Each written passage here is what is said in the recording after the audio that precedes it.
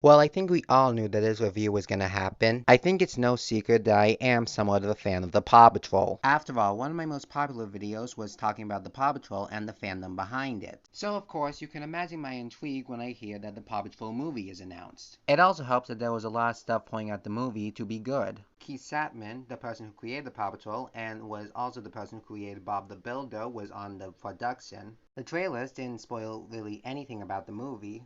And most notably, there was a star-studded cast. People like Tyler Perry, Dax Shepard, Jimmy Kimmel, and even Kim Kardashian. Wow!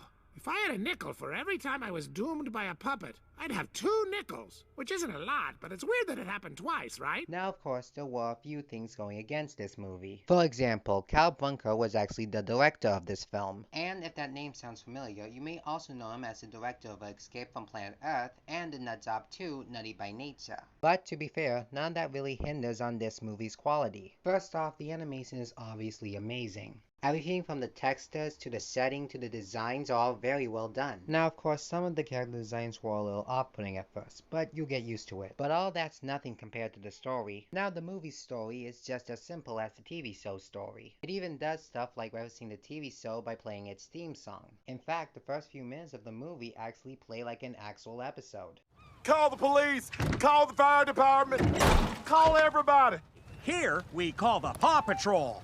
You gotta call the who? But I think one of the best parts of this movie is actually the relationship between Chase and Ryder. You see, throughout this movie, we actually see how vulnerable and over-emotional Chase gets in the city. And throughout this, Ryder shows how loving he is to Chase by boosting his confidence and being supportive towards him. It's emotional, well done, and it's played out very well. The other characters are great too, with each of them having a moment to shine. Also, I just love the fact that the only reason that Mayor Humdinger was ever elected mayor of Adventure City was because that there was no other person to vote for. And the townspeople are very aware of this, even calling him an idiot.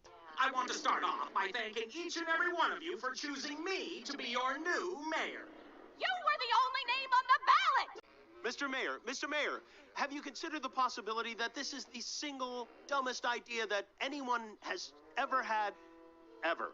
Honestly, this movie is the best I've seen in a while. It's very well made, very well intentioned, and I recommend it to a lot of people. And the best part is that they've actually answered a big question in the Paw Patrol series. Okay, the second biggest question. That question being, how does Ryder afford all the stuff he makes? How can we afford this place? Merchandising! Merchandising! Where the real money is made.